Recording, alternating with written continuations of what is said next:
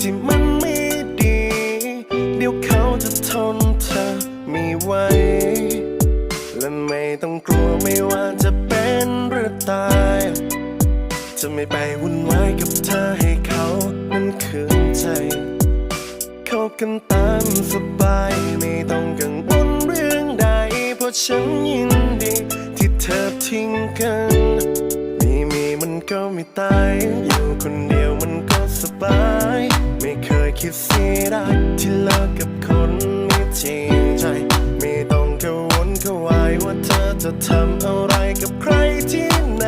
ก็ดีแล้วเธอที่เธอทิ้งกันมีมันก็ไม่ตายอยู่คนเดียวมันก็สบายวันจะเมาจะหมายจะทำอะไรไม่ต้องสนเธอตลอดเวลาที่เราคบกันคงมีแต่ฉันรักเธอก็ดีแล้วเธอที่เธอทิ้งกัน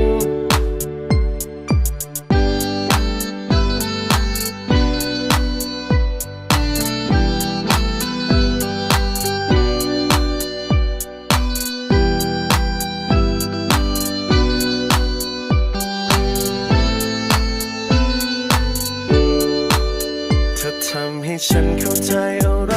ตั้งมากมายทุ่มเทให้ตายสุดท้ายก็ใช่ว่าจะสำคัญเหมือนว่าเธอแค่เพียงรอเธอกับเขาพบกันจึงขั้นเวลาด้วยกันมีฉันจากนี้ก็คอยสุขสมหวังดีใจกับเธอที่ได้สิ่งที่ฝันฉันจะไม่ไปจะไม่อะไรทั้งนั้นแต่จะให้เสียใจบอกเลยไม่ใช่ฉันก็รู้ว่าคนอย่างเธอให้แค่ใจมันไม่พอพยายามจนท้อไม่หักไม่งอคงไม่ไหว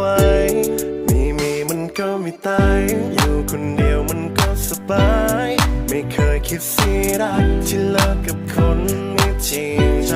ไม่ต้องกังวลกังวายว่าเธอจะทำอะไรกับใครที่ไหนก็ดีแล้วเธอที่เธอทิ้งกันมีมันก็ไม่ตายอยู่คนเดียวมันก็สบายวันจะเมาจะหมายจะทำอะไรไม่ต้องสนเธอตลอดเวลาที่เราคบกันคงมีแต่ฉันรักเธอก็ดีแล้วเธอที่เธอทิ้งกันยิ่งอ่อนแอ